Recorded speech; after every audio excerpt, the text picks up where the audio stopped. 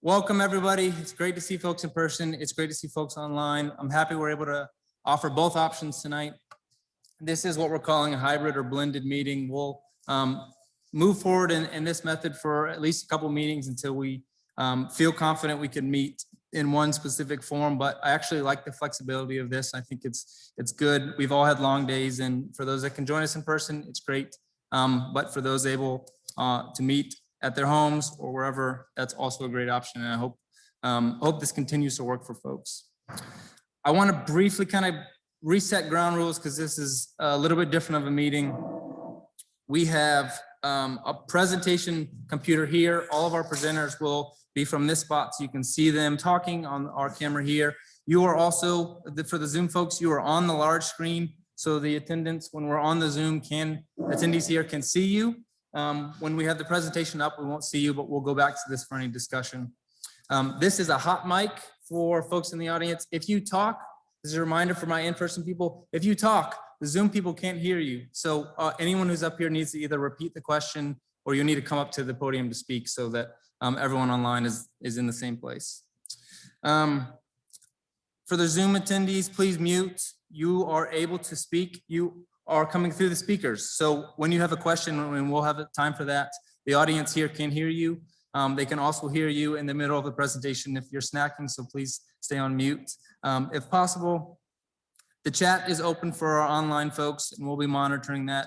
Grayson on our team is monitoring the online portion of this meeting. And I also say, if everything goes to hell and this does not work, we are prepared to split the meeting and have an online only portion and an in-person portion if we get to that point. I hope we don't get there, but just so we know, we're prepared to do that.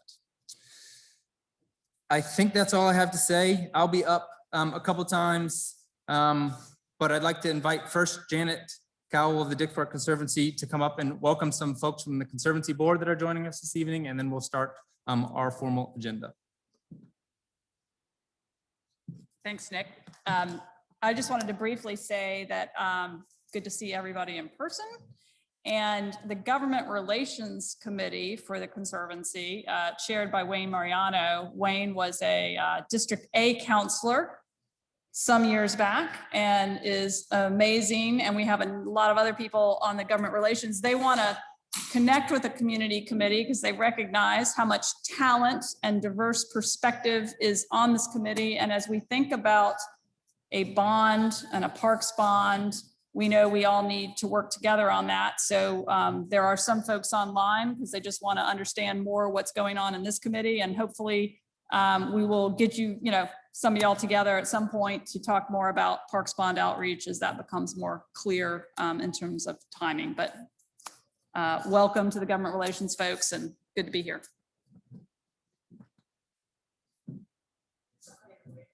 Yeah, thanks. Thank you, Janet. One final note that I need to say that this meeting is being recorded. It should be in the icon for your Zoom, but just a reminder for folks. Obviously, our in-portion is just from our camera here. I'd like to invite Shauna, our chair, to kick us off.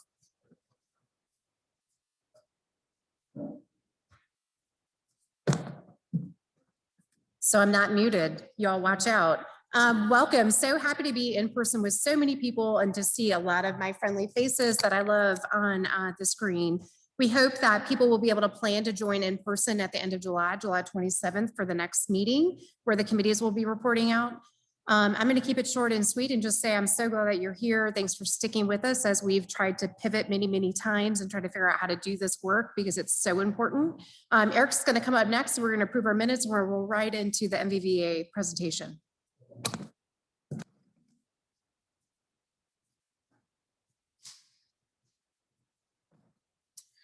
Hello, everyone. We're going to approve the meeting minutes from our last meeting. And it's been uploaded to our SharePoint for your review. Before we approve the minutes, are there any questions or concerns from the committee, either virtually or in person? Okay, and we will move forward with approving the minutes. To simplify this, we're going to ask if there are any committee members who do not wish to approve the minutes. All right, if not, then the minutes are approved and we can start the meeting. Thanks, guys.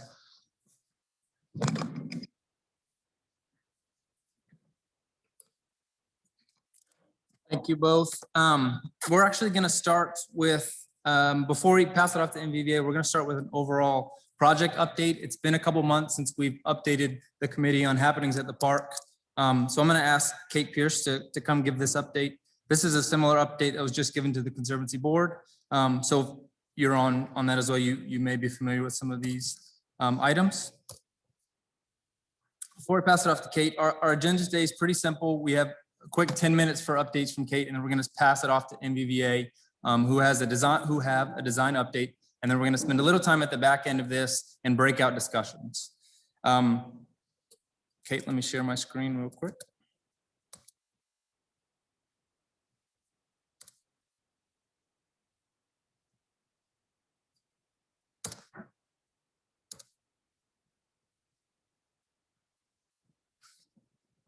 All right.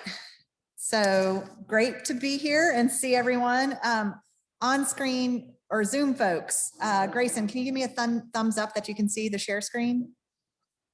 Awesome. All right. So I thought I would just go through a couple of different updates since it's been a little bit.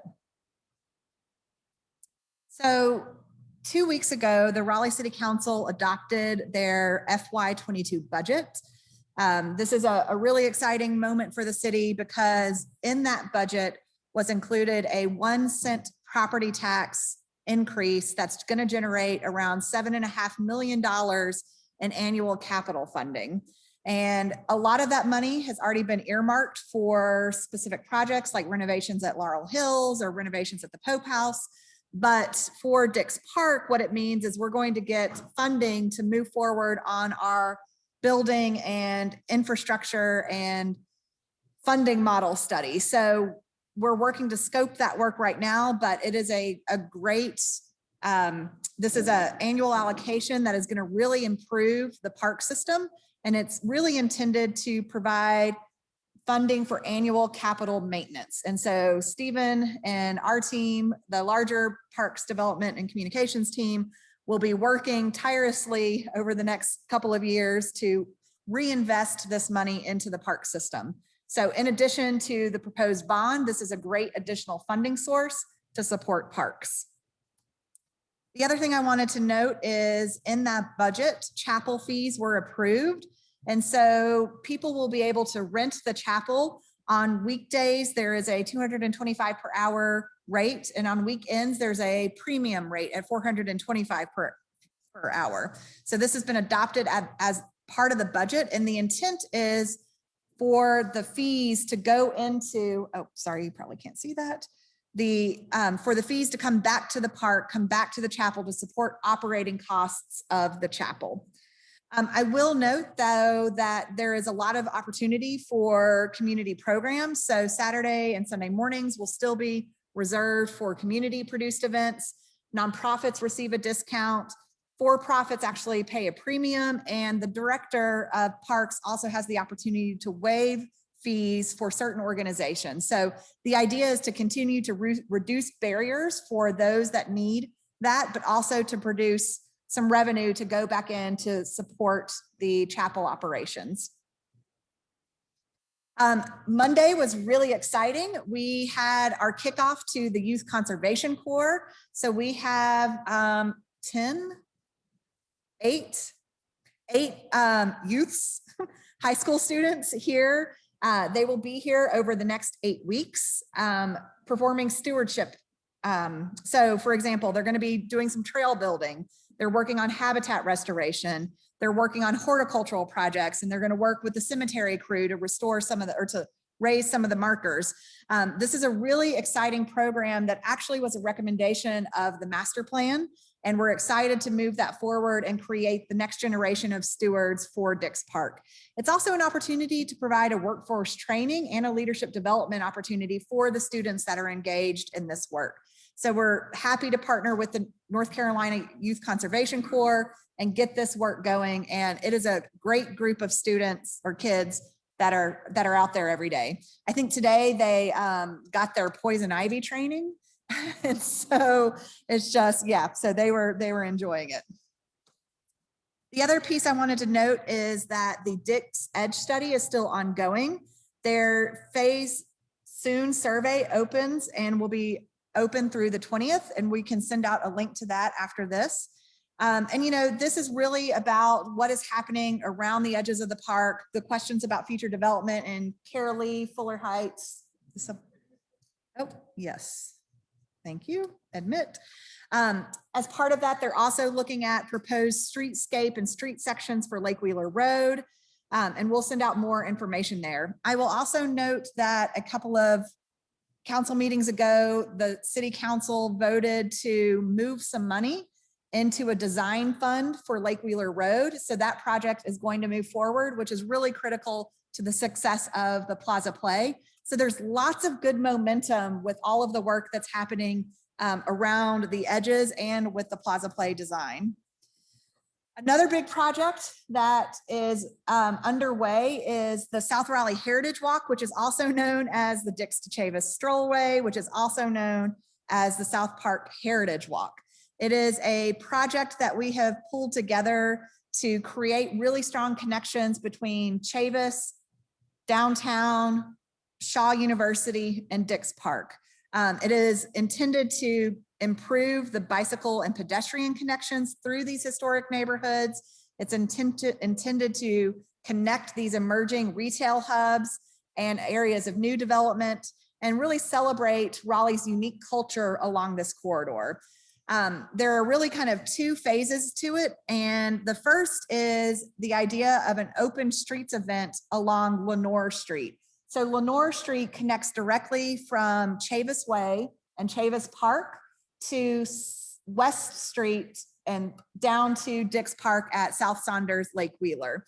And so the idea is to create an open streets event, which basically means turn the street over to pedestrians, turn the street over to bicyclists, and create really cool activations so that people start recognizing this as a safe corridor, as a corridor that is, I mean, it's less than a mile, it's 1.2 miles, right? It is an easy walk from Chavis to Dix, but I don't think people realize it. The perception of it is it's much further. So the idea is to use signage, to use wayfinding, to use creative interventions, to bring attention to this corridor through an open streets event. And if we are so fortunate to be funded by the federal earmark that is currently in Congresswoman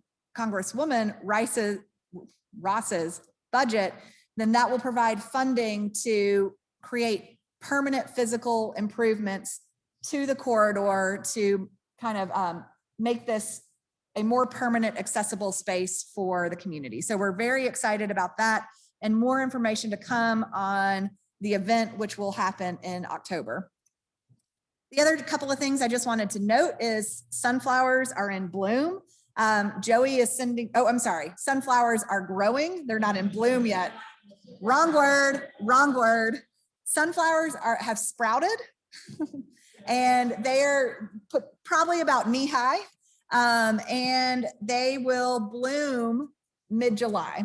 And so there is a lot of social media that went out today about the sunflowers at the North Carolina Museum of Art and the sunflowers at Dix Park and how those are connected by Rocky Branch and Walnut Creek Greenway. And the idea is that we are the city of sunflowers in 2021 and connecting these two great institutions through our Greenway system and have people experience both what's happening at NCMA and at Dix Park. So mid-July, our sunflowers will pop up, but Joey is on sunflower watch and sends a weekly update to that effect. So we are excited about that. The last piece is, and I'm gonna put Joey on the spot, within the next week, our early park improvements will be finished. We've got the accessible sidewalks going in, all of the picnic tables and swings will be hung, and the Oak Room and Magnolia Room will finally be open for business. And so we're really excited to introduce these amenities to park goers. And there'll also be spaces that people could potentially rent for birthday parties or family reunions or community cookouts. So we're really excited about that. And the great thing is that the swings will be up as the sunflowers bloom, and you'll be able to swing out and see the sunflowers, which is really exciting. What? Yes, I will be there, no longer working. I will just be swinging every day. Just kidding. So lots of momentum surrounding the park project, lots of great things going on. I'm happy to provide any additional information or answer any questions that y'all may have about anything that I've just shared, but this is all good news for the park. So any questions from the group online or in the audience?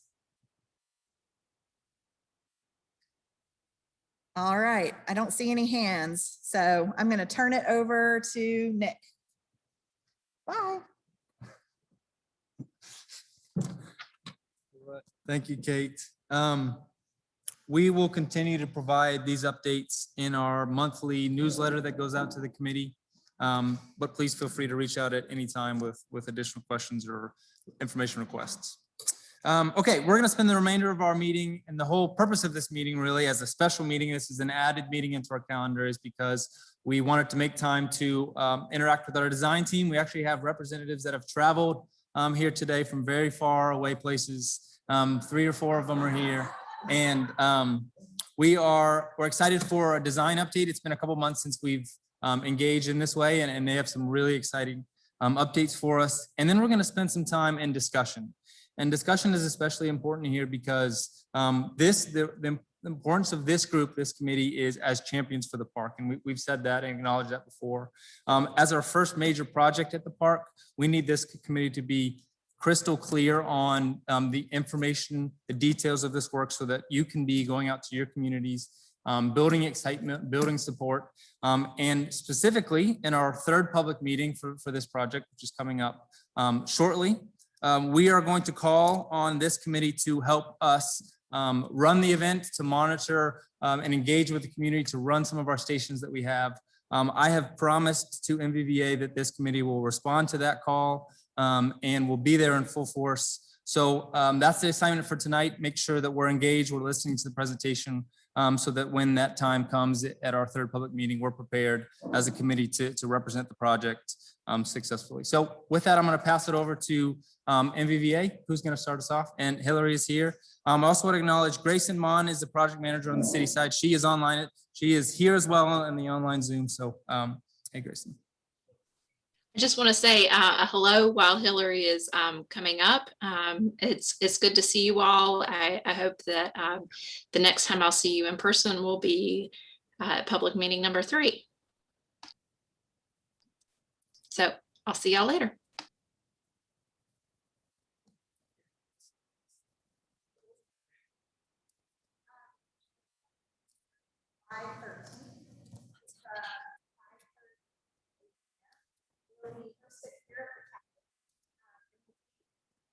Very much a celebration. Yeah.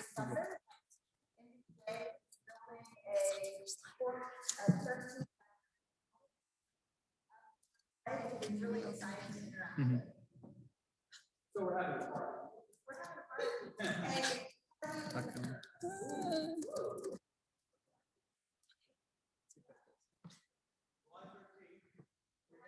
Can you repeat the date? Hello, hello. You said what dress So for those of you who may not have heard that announcement, the public meeting number 3 is on July 13th. Okay.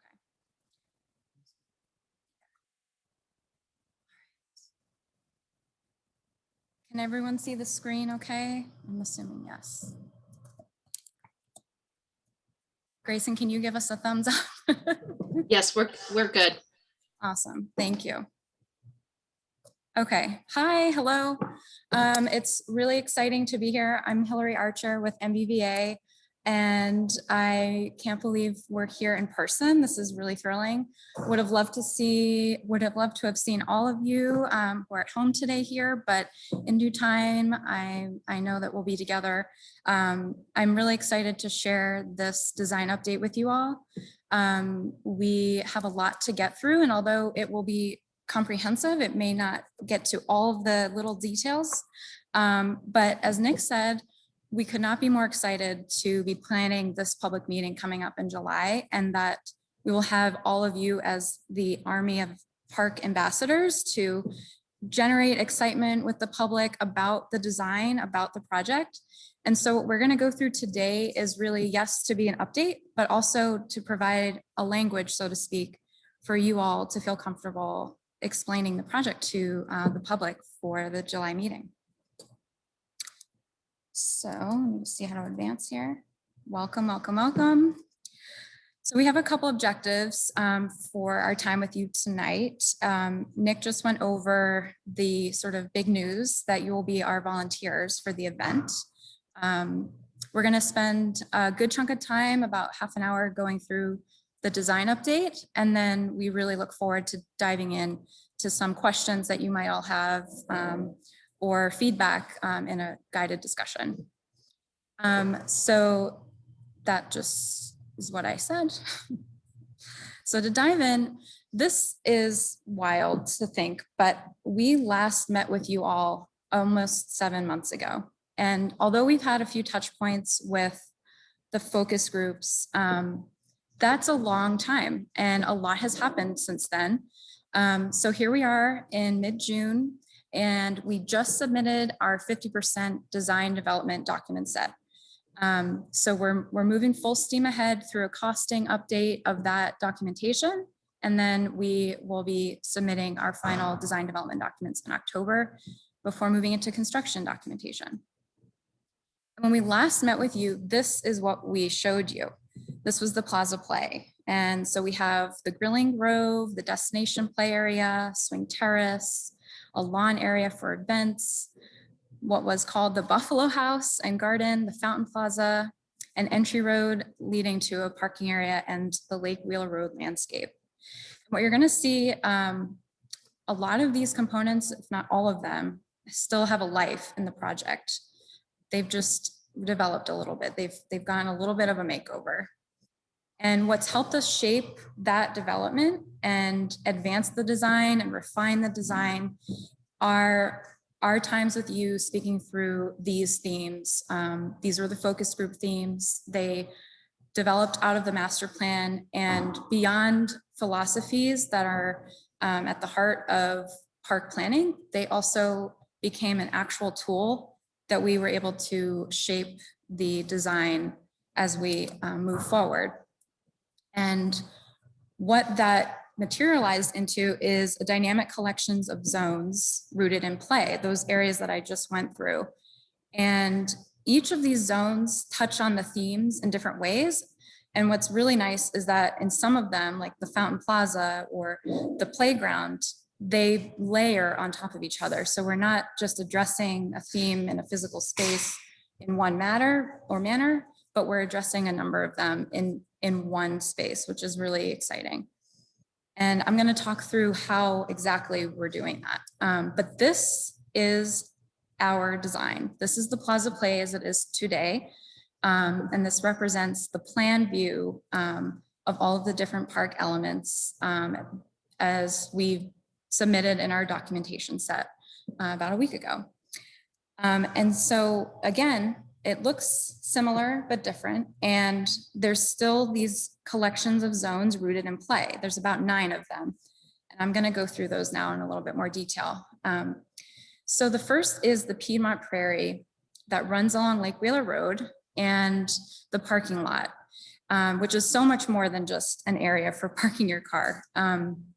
This is an area that is actually doing work. This is a landscape that is receiving stormwater and treating it with the plants and the dense meadow that is in between the parking bays themselves and surrounding the Lake Wheeler Road trails. There's area where we're celebrating diverse planting and also the diverse fauna that would attract.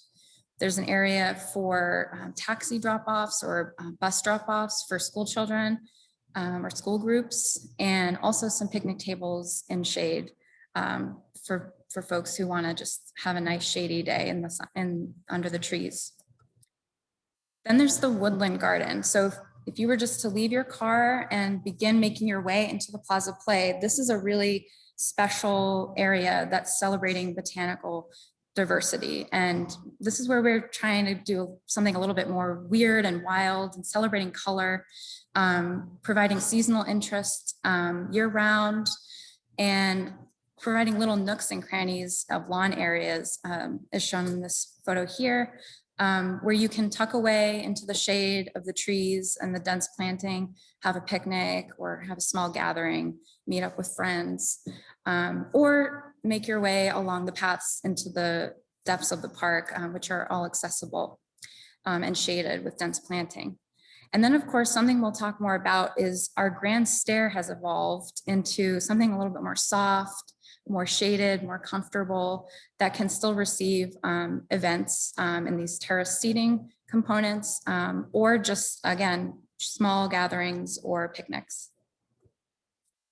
Then in the heart of the park, as you're moving more inward towards Dix Park, there's this vast civic space that we're calling Fountain Plaza. And at the backdrop of that is this large feature wall that has the waterfall component, has playful elements, interactive water features for all ages to interact with, movable tables and chairs among groves of trees. And this is a space that's kind of like a blank canvas. So small spontaneous events like street music can partake here, but also programmed events, outdoor activities, small classes, small weddings. I mean, you name it. This is a space for congregating, a place to see and be seen. There's areas for sun, there's areas for shade, places to get wet. And you could just come to Plaza Play, go to the Fountain Plaza and go home, and that's your day. Something new that we're very excited to introduce to you all is another working landscape, which is our Stormwater Wetland that is just east of the Fountain Plaza.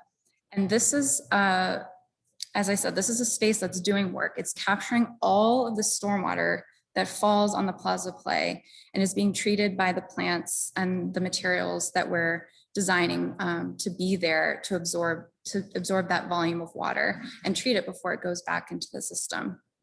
But this is also a space for rich experience. There's areas where you can cross over it, get close to the edge, observe the flows of the water, the different plant materials. It's going to be a very diverse mix of native plants and some exotic plants, but also seating and paths, and just something really that also provides interest year round.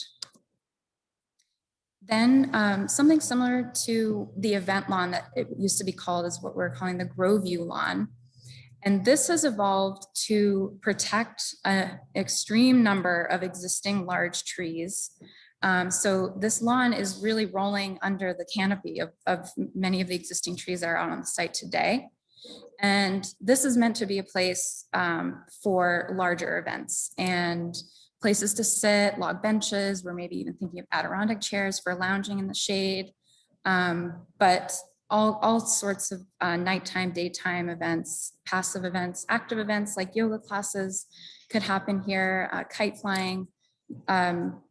It's going to be a very vibrant space that's wrapping around what's now called the House of Many Porches.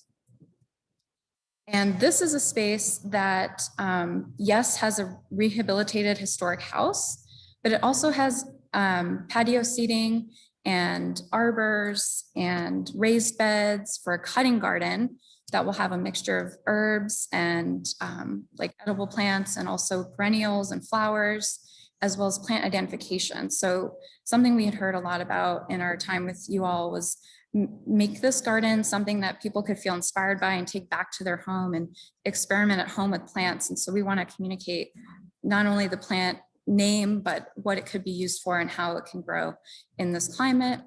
And then inside the house, we're working really closely with the city on providing public classrooms, a welcome center, and an area for concessions that you can take outside and sit on the patio, or potentially some chairs on the porches that have been restored. Just relax. Then there's the picnic grove, used to be the grilling grove, but still has a number of grills. And something I want to say here is that I'm sure a lot of you guys have dogs. How many of you have dogs? Okay, we got half the room. I'm sure you also have a little patch of grass, but at your house. But you take your dog to the dog park, and that's a really special time to interact with other people and let your dog roam free and just have a different type of experience than the everyday at home.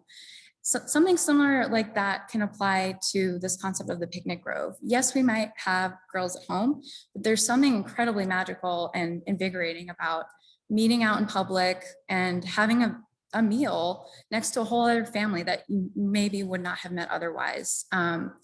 The chattering, the laughter, the birthday parties, the smells of the food, it's really just a contagious space that makes you want to come back again and again and again. And it's unforgettable. So this is something that we're really excited about, and we've enlarged the picnic grove just a little bit to enhance that space. And the grove is a key word because there must be shade. There must be more than just umbrellas. And so this is going to be a space that's very lush and densely planted and very comfortable to be around. Then there's our playground, the North Carolina playground. Again, lush planting is a theme, slides, areas for sensory, like sound play equipment, sand play, water play, climbing domes. There's all kinds of different layers and levels of play that we're exploring, and Fletch is going to talk about that in a moment. And we have the swing terrace, which is up behind Harvey Hill. And this is developed to be definitely still a place for all age play, all age fun, as you can see in some of our photos from other projects. But we've also been working with the city to develop this loop road that runs between it and into the project to host fairs, vendors, markets, and food trucks. So this is a way that we can really celebrate the food culture in Raleigh and bring it into the park. And on that note, so the Food and Commerce Focus Group has a few more pointed ways that we've been listening and integrating the priorities of this theme into the project. And as I had just mentioned, the picnic grove is one of those. This is really a place that maximizes in a unique way a place for people to connect around food, and a mix of food, potentially even food that you buy down at the farmer's market and bring here and throw on the grill. So we are very excited about how the picnic grove has responded to these key priorities of the theme. And again, this shows the locations of where the food trucks and the market tent loop could activate what would just be a regular path on a normal day in the park. But this really celebrates local commerce and creates a unique space that could maybe happen regularly for Plaza play. Fletch, do you want to? We're going to switch gears to keep it engaging. So Fletch is going to speak about wellness and play. Thank you, Hillary. Hi, everybody in the room also. So I'm going to talk a little bit about how wellness and play is landing in the project and starting to become much more detailed. Like Hillary said, play is integral to everything we're doing throughout the site, but I just want to zoom in a bit on 5 specific areas and show a bit of how the design has developed. So one part of the playground is called Slide Valley, and it's a piece for everyone in the room that has a plan in front of them. It's the area that's pink, and what you'll see there is a lot of big play equipment and really focused on adventure play and climbing, and there's a big slide bowl, and we're working closely with playground manufacturers, and critically it's really embedded in a landscape, so it's surrounded by trees. There's ways to scramble up and down stones and through trees, so it's really part of the landscape and tucked into this environment, so not maybe a landscape or a type of playground that you've seen before. The next major part of the playground is what we're calling Watermill Mountain, and it's water play. It's not just a big splash pad. There's actually a kind of a mountainside that's being created here with small streams coming down, and we're really drawing inspiration from all of the mills in the region and around Raleigh, from Yates Mill to several of the other mills. So custom play features, water wheels, ways to that kids can dam up creeks and change the direction of the flow. So highly engaged and also really built into the landscape. So it's a landscape experience. There's shade and ways to move around and engage with water that we think will be really new for the city. The next area is a sand bowl. So at the base of that kind of water mountain is a large sand bowl. And we have a lot more play equipment that's tailored towards younger kids here. Again, focus on shade in this whole area, but a lot of seating for parents. And also because it's at the base of the water mountain, there's gonna be opportunities to intermix water and sand, which is really engaging and fun. And also there's going to be areas to get washed off as well, built right in here. Another space which is new from the last time we all met is the sensory maze. So this is a hedge maze for wandering and exploring, and it's really engaging for all ages. And within that maze are kind of these curious pieces that make different sounds and music, and you can interact with. So it's a place of total mystery and wandering and discovery, and it's tucked into the major playground. A space that's not part of the playground, but is definitely all about play, is the swing terrace. So overlooking the historic grove out on the loop road that Hillary just talked about.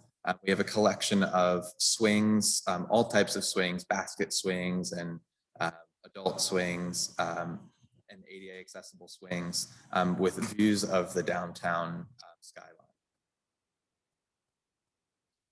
And that all, I'm going a bit quickly, and we can talk about that all in more detail during the discussions, but wanted to kind of give an overview of how the design has progressed since the last time we spoke. And similarly for gardens and ecology, throughout every part of what we're doing, we're kind of being mindful of ecology and the cultural heritage of gardening in the region. And a few areas where that's starting to evolve. One is the grand stair that Hillary mentioned previously. Instead of just kind of a circulation route to get from the upper level down into the plaza, we're expanded that out to really become a landscape space. So a planted amphitheater with large trees that have shade and a real place to gather. But also because of its orientation onto the plaza, it will be kind of overflow seating for large events and an opportunity to create a wide range of activities that can take place there.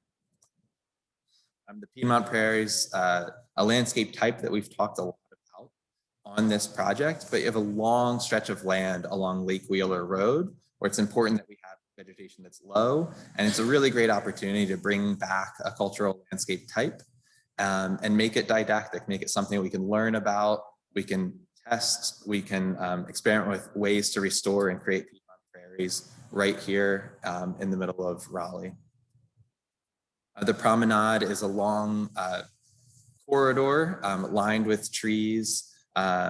It's a landscape experience in the Plaza and Play project, but also with kind of a mind towards the future of Dix Park at large. It will become kind of a primary entryway into the rest of the park. So again, for those with plans in front of you, you can see the large promenade going through the picnic grove up towards the center of the campus. And then in each space, a lens that we as a design team always keep in mind is how it's going to be used in all seasons. So I mentioned shade several times, but it gets really hot here, and being comfortable year round is critical. So having areas for shade, areas of sun, places where there's water for splashing or mist to cool off in the summer is really important. It's something that we're focused on continuing to integrate as we get into more detail on the design. The next component I want to talk about is the ecology, the kind of functioning ecology of the site. We have a very large requirement to retain and clean stormwater within the project limits. And the way that we're approaching that is through a stormwater wetland. So not kind of putting water immediately into pipes and piping it off the site, but actually treating it here on the site and creating a wetland on the space. So Hillary mentioned that there are several large existing trees throughout the project, and everything we're doing, the kind of the shapes of the landscape and the way we're choosing where to put paths are largely predicated on how to protect the existing trees we have and take advantage of them to become part of the landscape. So from day one, there's going to be large trees here, which is a really amazing benefit of working on an old landscape like this. So that stormwater, it will all be collected.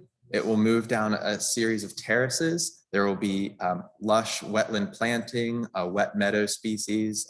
We're working closely with local nurserymen to create a collection of plants that will really do the work of cleaning the water. And then it will move downhill and enter back into the stormwater system.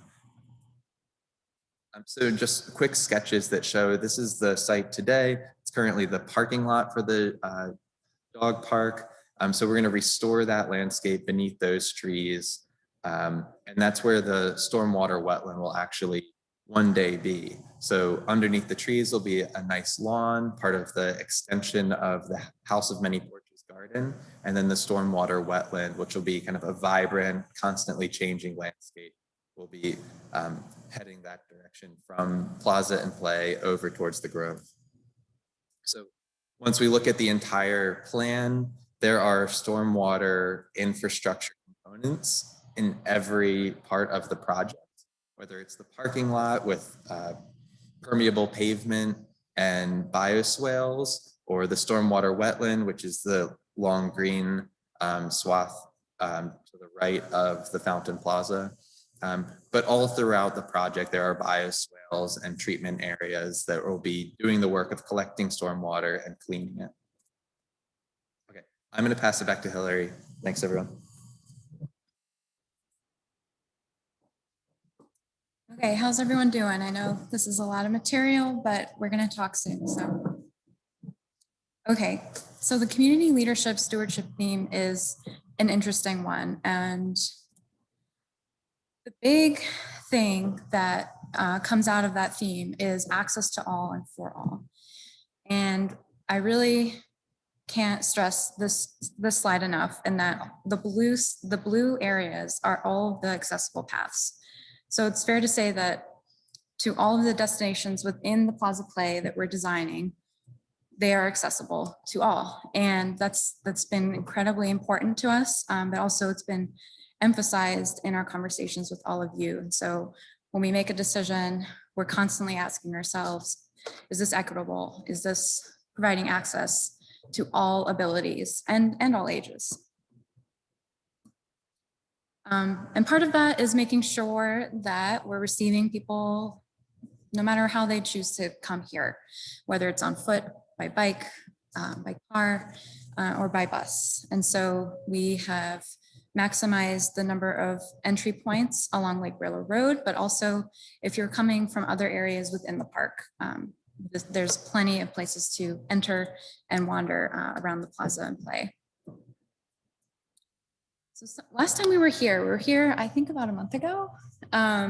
Grayson and her team were incredibly generous with their time in terms of showing us how other projects in Raleigh are functioning right now. Some of them were new or even in process, as Chavis here, the John Chavis Memorial Park on the right.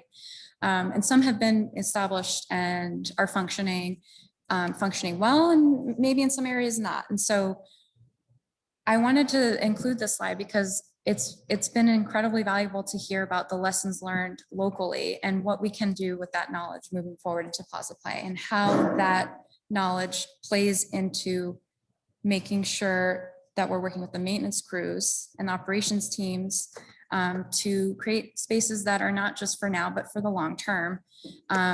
And that won't be a total pain to care for. So that's part of this theme, which is making sure these spaces can be well maintained and will be functioning long term. And so I want to extend a thanks, and I hope that Grayson, you continue to invite us to these opportunities to see what's working and what's not, so we can learn from it. And I mentioned maintenance and operations teams, and some of you might be aware of this, but some of you may not. May not be the most interesting thing, but it's incredibly critical to the success of this project, which is a maintenance and operations plan. And this is a deliverable that we are providing as part of this project, aside from documentation to get the project built. It's how can we work with the city and their existing teams to ensure these spaces can be maintained long-term, and how. So we've been really enjoying our collaborations and meetings with this group. And although it's not a pretty document or exciting, maybe, it's incredibly important. And when you're out there talking to the public for the public meeting, this might come up. And I think it's really important to emphasize that it's one of the key documents that we're working on as part of the design. Oh, and one thing I didn't mention is that a key element in the maintenance and operations for the Plaza and Play is going to be volunteer work. And so this is a really great way to foster opportunities for hands-on experiences in the Plaza Play and create a sense of connection that is actually going to have a benefit to the project that's noticeable. So arts and culture is really fun. We just received, I hope I can announce this, over 100 proposals from artists all around the country, all around the world, I think. I saw some, for public art in the Plaza Play. And we have enough funding to split between multiple artists, maybe even up to 4 artists. And we are in the process of reviewing those with a dynamic panel and moving towards selecting the final artists for the Plaza, or artists for the Plaza Play. I'm just gonna pause. Looks like there's a comment. That was me, Hillary. Just to clarify, we got qualifications packages from artists. They're not submittals for the public art. The art will be developed as part of a public process, and what those actually become will be developed over the next couple of months. Great point. Thank you for clarifying that. The qualifications are quite impressive. So another development in our project that Fletch touched on is the Milhouse. And this relates to art and culture in that it is an opportunity in the landscape, particularly in the play area, that has a nod to history, to cultural landscapes like Yates Mill, that will inspire feelings of connection and exploration. And it's also a space that's, again, inclusive and accessible to all visitors, whether it's a parent or a child or someone in a wheelchair. This is a space that is going to be a magnet for excitement and interaction and memories, and we're really excited about developing this further. So one of the key ways that arts and culture is going to be celebrated in Plaza Play is through the programmatic elements that we're working really closely with Joey and his team on. This is a really fun project in and of itself, I'm sure. But one thing that is helping that team develop ideas for activities and events is looking at, like, how big are these spaces and how many people can we actually host comfortably. And so the design team, we've been studying these capacities and the various components of the project. But the Picnic Grove, the Fountain Plaza, the Grand Stair, and the Groveview Lawn all have the ability to host quite a number of activities and events, whether it's classes or performances, you name it. So we're still going to study this, but it's very promising that this space can be a host for a dynamic range of activities, and also really large events, up to almost 6,000 people in the Groveview Lawn for movie events or concerts, or I don't even know. Joey, you tell me. All kinds of things. But this is really exciting to see that The grand stair, even though it can be a small space for activities or concerts, can actually bleed into the Fountain Plaza and expand into a bigger space for larger themed events. So to wrap up, we're going to end on the history and reflection theme, where critical conversations about the site's history can occur. It's a very important topic. One of the areas that this theme can be addressed is in the House of Many Porches itself. And we've been working really closely with the city on how the inside of this house can integrate with the landscape and enhance that experience as a public space. And so I had mentioned previously, there's an area for concessions or multi-purpose use. And then in the pink, you can see a large space for all kinds of events, classes, art shows, crafts, small conferences, meetings, things like that.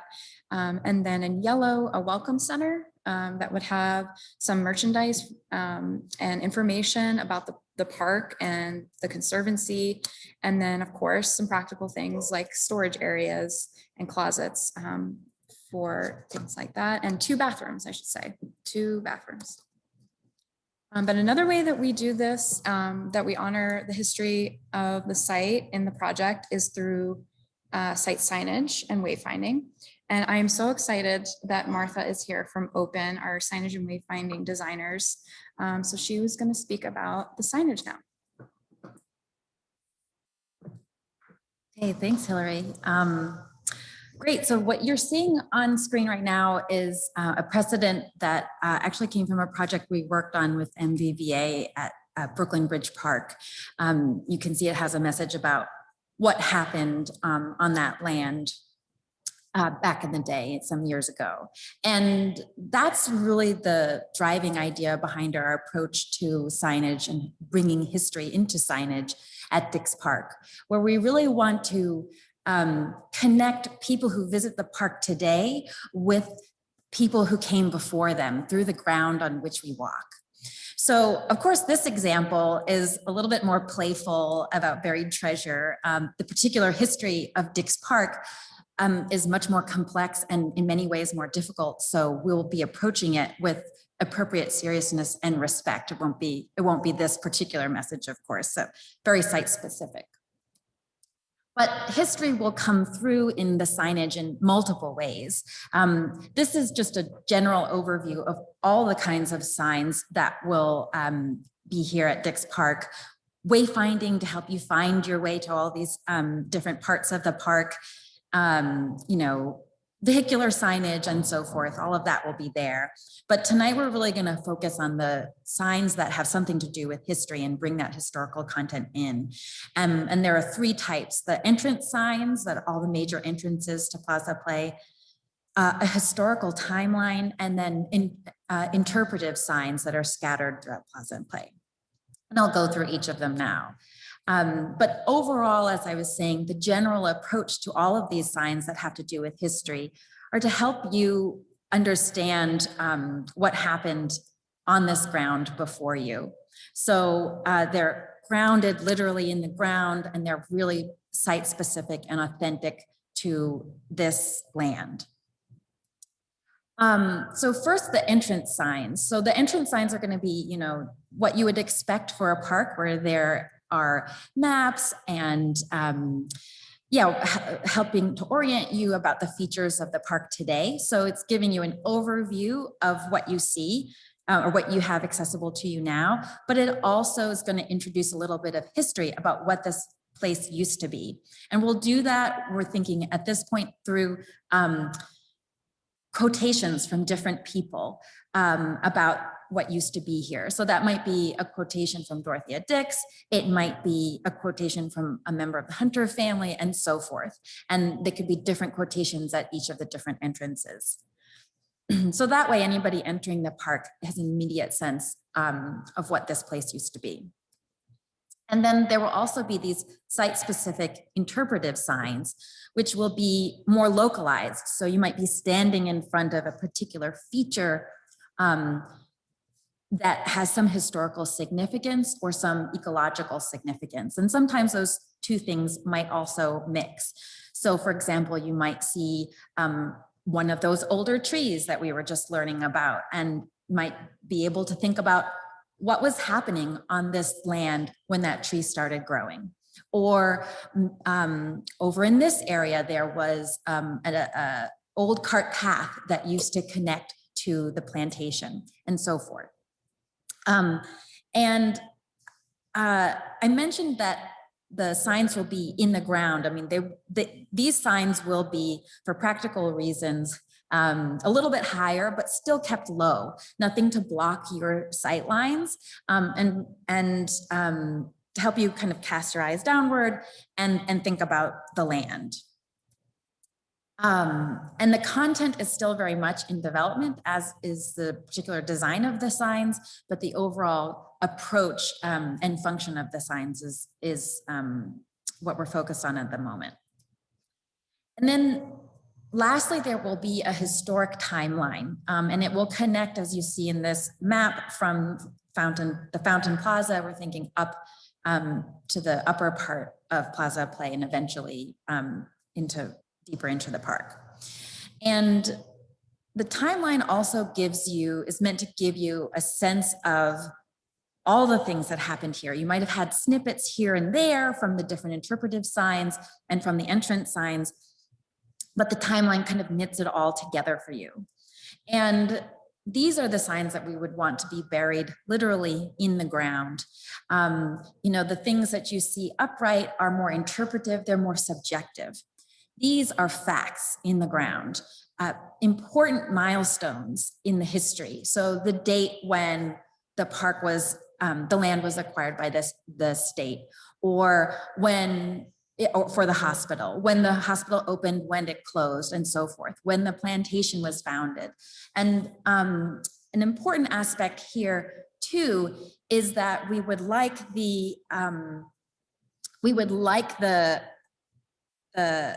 markers to be spaced according to time, so that a few inches represents a year. So that way, if you have a cluster of events that happened in quick succession, for instance, recent history, when Dix Park opens and when the land was acquired for the park and so forth, they're spaced more closely together physically. And then as you walk down the path, you progress back in time, and you can get a sense physically, viscerally, of the passage of time and just how long this land was used for different purposes. And that way you can, it comes alive to you. You kind of feel it in your bones. Okay, it was this many years as a hospital, this many years people were enslaved on this ground. So I think that's just about it. I'll hand it back to Hillary for the discussion. Okay.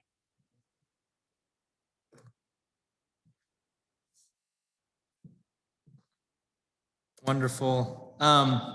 We are going to use the remainder of time that we have this evening, which is about 25 minutes, to ask some questions, have some discussion. We're actually going to separate out our Zoom room from our in-person. I'd like the discussion. I'd like to propose a couple of questions for the discussion, and that will help support you all as both you're at the community meeting, the public meeting that's coming up, public meeting 3, or when you're in your normal life, talking to your coworkers, talking to your neighborhood about the project. I think these questions will help clarify your understanding of the project and the kind of requests that you have. So what is unclear about what is presented today? What can we do a better job answering right now when we have representatives? I saw we have Scott from Open, who's in our Zoom room, that's going to support here. We have MVVA that's represented in our Zoom room also. What's unclear? What is the community going to respond to, both positively and negatively? We want to know that so we can determine the direction of the communications that we give out. What additional information do you need to champion this project to the community? What can we pass along now? What can we answer? And what resonates with you specifically? This is the time to dig into the parts of the project that you care about You're not going to be able to speak to every single detail of the plan, but the things that you really care about, we want to be extra clear on. So with that, I'm going to separate us out. Our in-person groups, let's actually split into the back open tables into 2 groups. I'll ask our staff, Kate and Stephen, Lauren and Joey, to split. I'm going to separate our group on Zoom as well. Grayson is going to lead our Zoom functions, and we're no longer going to present to the group. So in-person can go ahead and split. Grayson and Max are going to run our Zoom room, and we will get back together with about 5 minutes left in our time this evening. Grayson, you good? Oh, great. Thank you.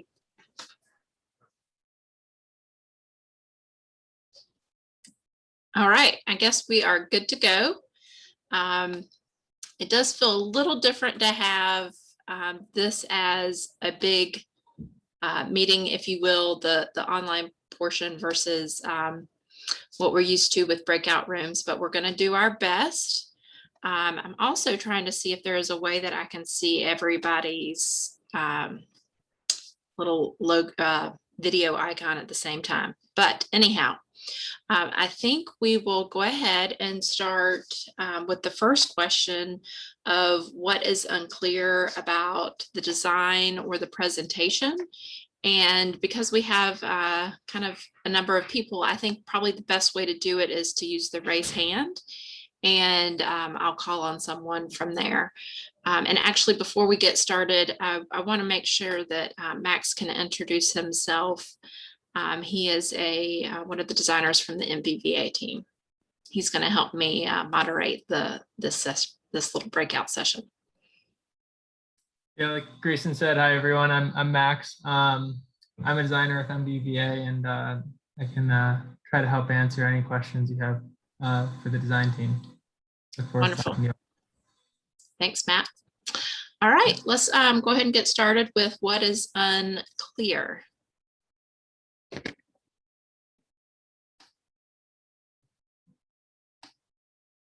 Charles. Cool. Thanks, Grayson. I would say, I think it's a fantastic presentation. I'm really excited to see how things are evolving.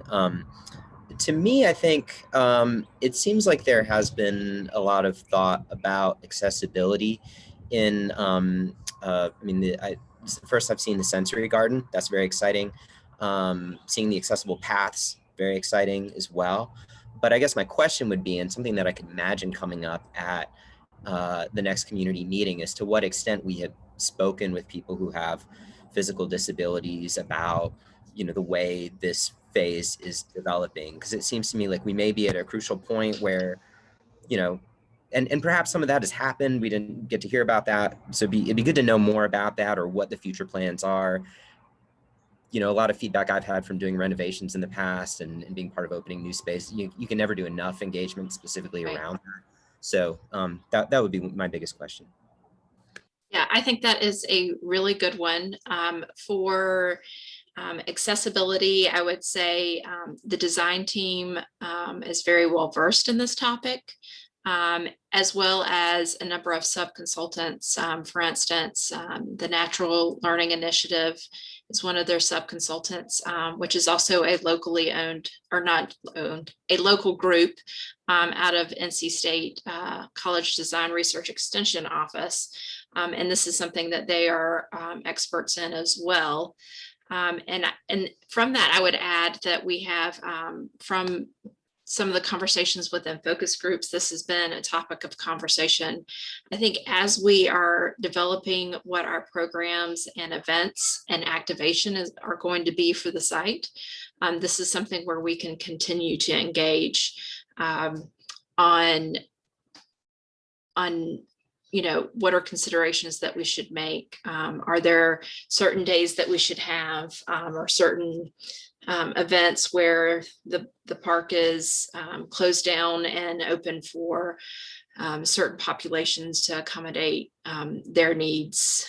Max, do you have anything to add? Yeah, I think you touched on a lot of it.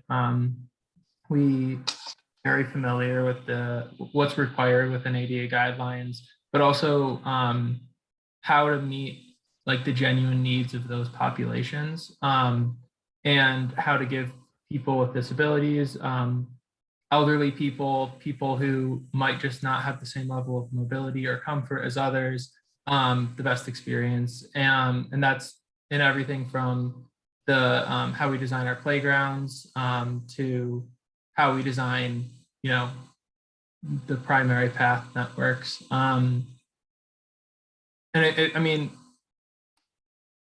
what's a good example of that? So I'm sure, I mean, if you looked at the difference, for example, of the playground from the last time we talked to you all to now, a big difference was that we switched around circulation networks so that we could get a closer or shorter route from the bottom of slides to the top for kids that would potentially be in wheelchairs. And that's just sort of the attention that we've been giving to the whole site to make sure that it really is accessible to all. That's great. Thanks, Max. All right. I see that Myrick has his hand up. As a person who walks a lot and loves the buildings, I'm going to surprise you with the question of how do you get into the parking lot? It looks like it's not accessible off of Lake Wheeler Road. That is a really great question. And that I'm glad you brought that up for several reasons. That is something that we should highlight in the presentation. So you are correct that the entry road from Lake Wheeler Road has a portion of it has been removed from what was shown before. That is because when we started to design that, and I should say it's been removed from the immediate implementation of the site. That is because once we started to get into the details of that, there is a transmission pole that is in the way of that entry drive coming in from the park. So what has been decided is that when the Lake Wheeler Road is improved, the entry drive that will connect what is shown on the site plan to what is to Lake Wheeler Road will be done as part of Lake Wheeler Road improvements. Because if we were to move that transmission pole, we don't know where the ultimate location of that is going to be once Lake Wheeler Road is improved. It's very expensive to move those lines, $500,000 to $1 million. And if we were to move it for the opening of the park, we may be moving it twice, and that's, you know, obviously very expensive. So the entrance, there will be a pedestrian connection through the promenade into kind of the Fountain Plaza area, the main area of the site when we open the park. And then when Lake Wheeler Road is improved, that entry drive that's on the more western side of the site will be built. Also to note, the funding to design Lake Wheeler Road improvements was recently approved. So that's an exciting advancement, and we hope that that means that Lake Wheeler Road improvements will be happening perhaps parallel once we go into construction for Plaza Play or shortly behind it. All right, let's see. I see Anne, thank you. Anne Franklin.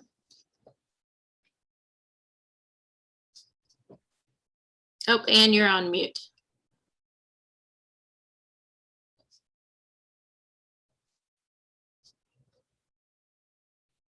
Anne, you're still on mute. Maybe I can unmute you. I don't have the ability to do that. All right, I'm gonna look. I see Amy Symes has her hand up, and we'll come back to you. Hopefully you can get unmuted in the meantime. So one thing that I was curious about in terms of a community or the public meeting is it wasn't clear to me, and maybe I just missed it, in terms of time frames. I mean, I know Plaza and Play is the first piece, but I heard some reference to eventually. And so just in terms of setting realistic expectations, maybe that could be a little clearer.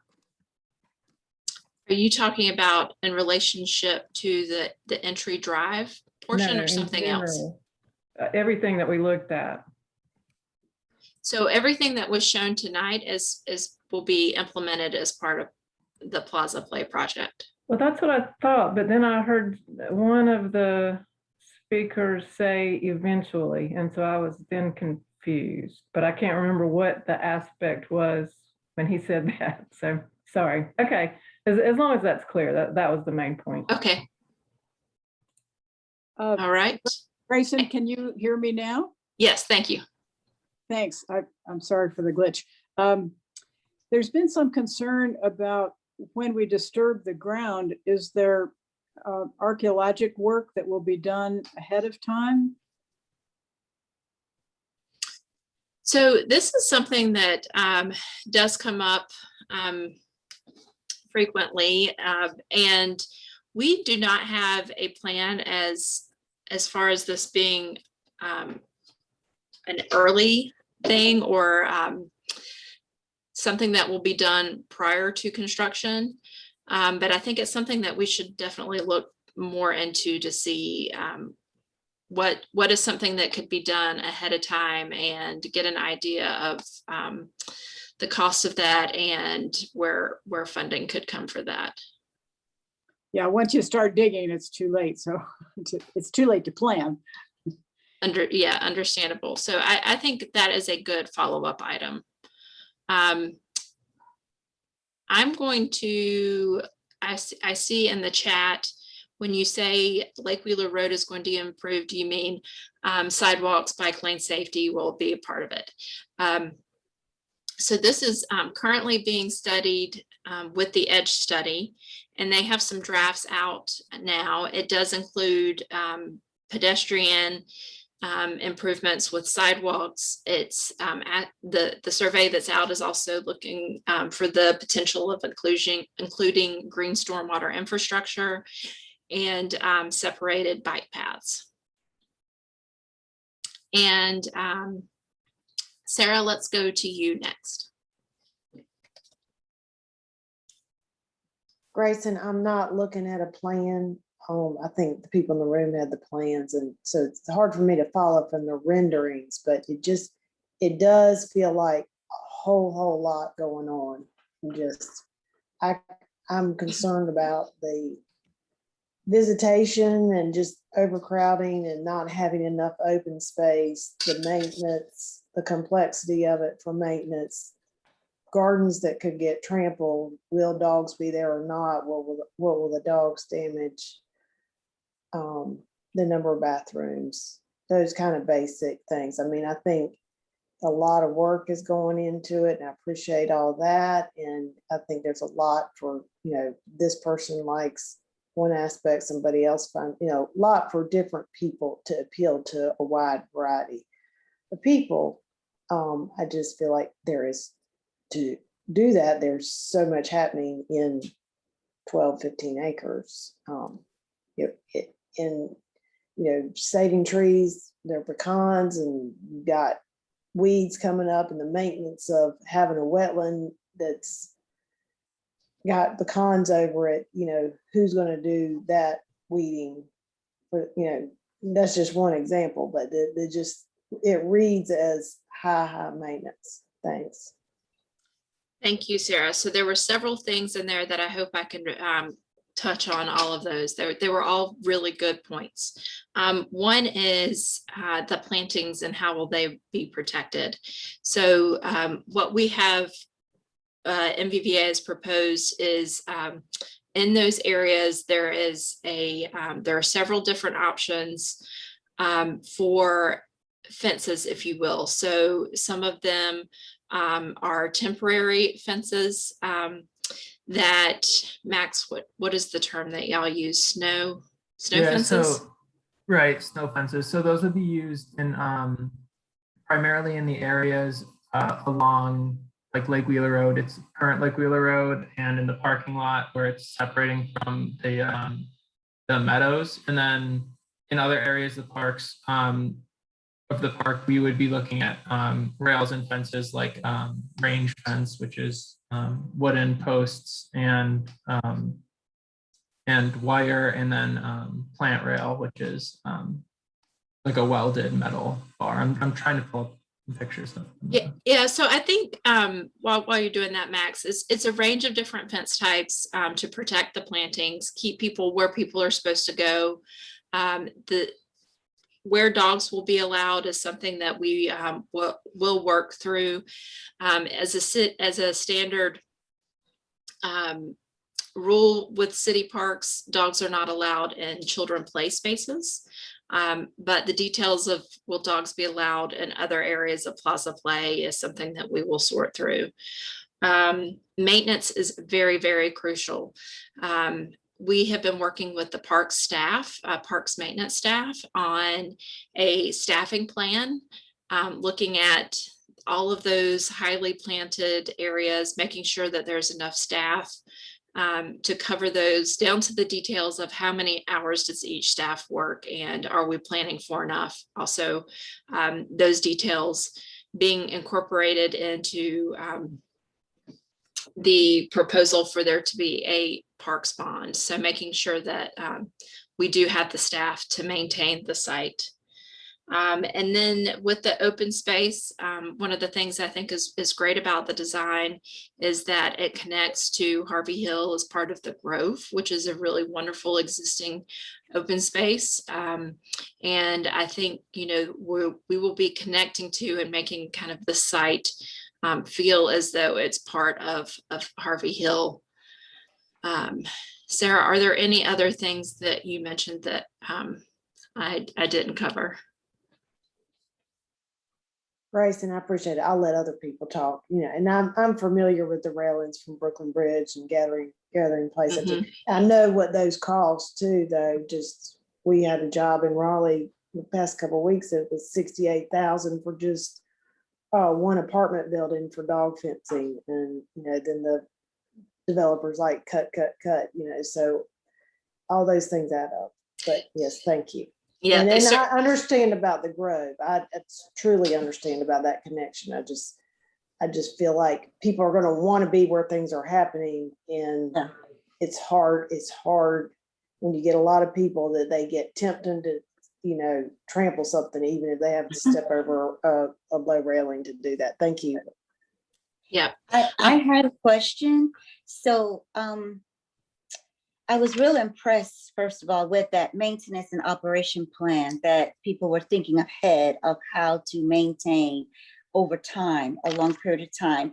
The question I had was on one of the slides, it talked about like Fountain Plaza and Grove View Lawn.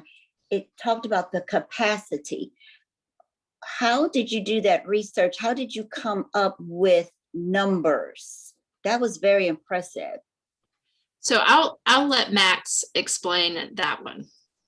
Sure. So that comes from a couple of things. It comes from our own experience and people significantly more experienced than me in the firm who are able to take a park like this and compare it to previous parks that we've done and look at like square footage of different areas and what, you know, a comfortable amount of people that can fit is. And then so it's that experience combined with the experience of some of our sub-consultants who specialize in traffic patterns and population patterns and do a lot of complicated math that I don't understand, so I can't explain, but are engineers and experts. And we come together to have a general understanding of how many people to expect and also how many people we can accommodate. Thank you. Thanks. And I'll just give you all a little reminder, if we have come to your question, remember to pull your hand down. So I will I see a few questions in the chat. I'll get to. There are rezoning signs and a couple of houses near Lake Wheeler, on Lake Wheeler, near South Saunders. What's going on there and does it impact the project? There are several, two that come to mind, rezoning cases that I know of in the area. They are looking at more density and we are, the impacts and I would say what happens across the street. We're really fortunate that the EDGE study is happening right now. Those are things that the EDGE study is looking at. What can the density become in the areas that incorporate Lake Wheeler Road, and the impact that has to the project. I think that those will be good complements. We want people to come here, and so having that some density near the site, or potential density for people to connect and be able to walk into the park, I think is a good complement to the site. I also see a question on accessibility. I got the sense from the presentation that everything will be free to access besides concessions. Yes, this is correct. We may on occasion have events, and this is part of what we're working through, those details, but it will not be often that the site will be closed for events. And so, you know, most days of the year it will be open and free to the public. The grills, I think also in the Picnic Grove, I believe those will be free, and it will just be a matter of using existing park system reservation software to secure those. I think this is possible if someone wants to have a bigger event where they want to use a large portion of the Picnic Grove. There might be a cost associated with that, but those things are to be determined. But I think generally things will be free to the public. You know, yeah, in our previous experience, we've just and I mean, this hasn't been extensively discussed in terms of a scheduling software, but we've done first come, first serve for the charcoal grills, and it's always worked out pretty well. So just free access to. Yeah, thanks, Max.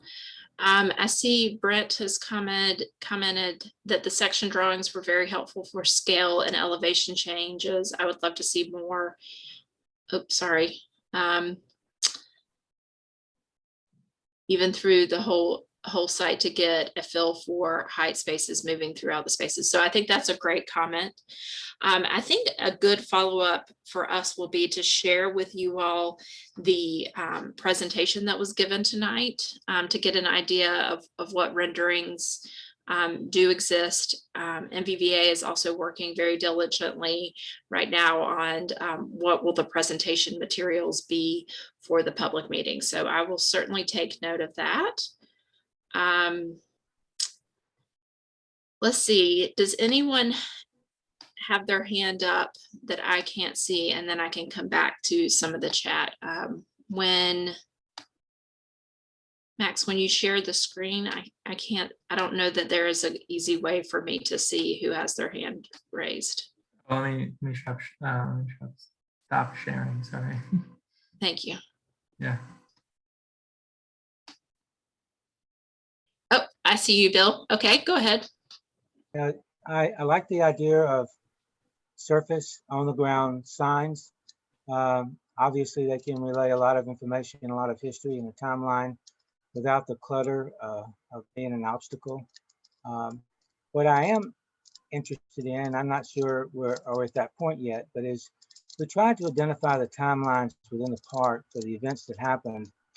How do we integrate that into the park at large? So what I might see in the Plaza and Play may give me a reference when I'm at the hospital to understand that history continues and can be in more detailed, or the cemetery or other areas of the park that sort of give me that idea that this place is actually close by where these things actually happened, and I can venture there pretty quickly. So that's not sure we've done a lot of thought on that yet, but I think that would be something that, how do we integrate it in and make this park a whole instead of just a piece here and a piece there? Yep. I guess Grayson, I'll jump in on that one. Well, I do have one thing I think that will be good is that if you've been out to the park in the past few months, speaking of time passing, the last few months, we have put in some early signage in the park that does have a few locations of talking about overall site history. So that's the only thing I wanted to add And then Scott, yes, please jump in there. Sure. Thanks for your question. Your question is exactly the kind of question we've been working on. And I think that, you know, as Martha said in her presentation, like a lot of stuff happened where this park is and it's going to be. And it's important that we don't leave any of it out. You know, when I first heard about the project myself, I thought, oh my God, so many things have happened here that weren't necessarily great. And so at the same time, we're balancing honoring that history and the people that came before us with having a good experience for everybody. And so that's how we came up with that system that Martha described, where when you enter the park, there's a notion of history that's brought to you, like using people's voices. So that's just, I mean, obviously you can ignore a sign, but you can't miss that. And then the timeline is a way to balance the idea of, well, this big area of the park is being built first, but then there's going to be a lot more park later.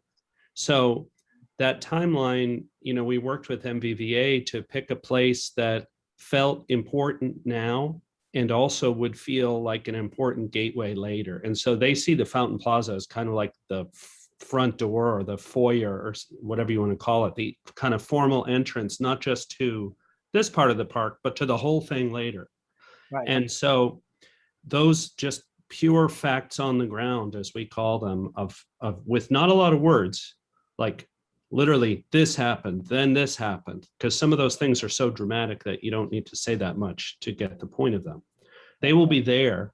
But then to answer your question more specifically, Bill, the interpretive signs are meant to be all over the park, wherever it, and obviously not so many that they'll get in the way, but wherever the addition of information, in other words, words and pictures and someone's voice, will add to the visitor's experience of that place. In other words, there used to be a building here where this happened, or this person was important to this place, or this path used to be a road that went to such and such a place.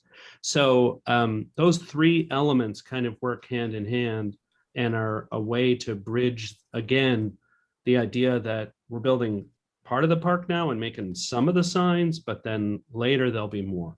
So your questions are exactly the kind of things that we're trying to balance and focus on. Thank you, Scott. I see Nick is wanting to interject. Thank you. We made a decision on the fly here. These conversations are really good, all three of them. I'm going to ask Grayson and Max to hang on for a little bit longer for the folks who still have questions yet unanswered and that want to additionally continue the conversation. Please continue on with us here. If you need to leave at 7:30, thanks for your time. It's great to see y'all, and we will be in touch. And I'll pass it back off to Grayson. Thank you, Nick. It was a little hard to hear you, but I think what you were saying is if people need to say good night, we understand. But if people want to keep talking, we're going to continue talking. That's right. Okay, great. Thank you. Okay, I do see. I'm looking at the chat and reading through some of these. Thank you for the compliment, Ariel. I believe that's a compliment. Ali is asking a clear way of comparing now versus what is proposed. I think that's really good. We can certainly work on that. So thank you for that.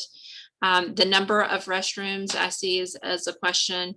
That is 10 stalls. We recognize that when we do have some events or activation planned, that we may need to bring in additional restrooms, likely in the form of a porta potty. Let me see. How many people can the Fountain Plaza accommodate? This is something I think, Max, do you have that handy, or should I can certainly follow up on that question? I don't have it. I was just looking for it. I don't have it. Okay. On hand. So I see people are signing off. Max, while you're looking, is there anyone that wants to ask a question? Ariel, that's also a great suggestion. Is there a short fact sheet with information about Plaza Play? We can put that together. I think that would be really great to have at the public meeting, as well as just share. Now that we're getting into more development on Plaza Play, I think that there's some fun fact sheets that could be shared, as opposed to digging through the master plan document.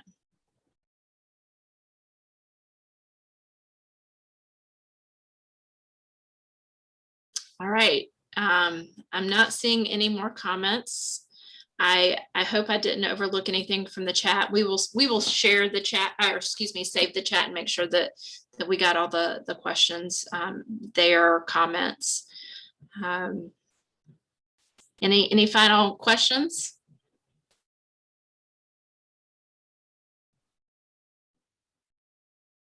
All right, I think I'm gonna take that as a no. It was felt like a little bit of crickets, but that's okay. This has been really great. I look forward to seeing y'all hopefully in person soon. And Nick, I see you've popped back up. You're good to go. All right. Well, thanks everybody. It's good to hear your feedback and how you think things are going. So y'all have a good night. We'll see y'all soon. Thanks, everybody. Thank you all. Thanks, y'all.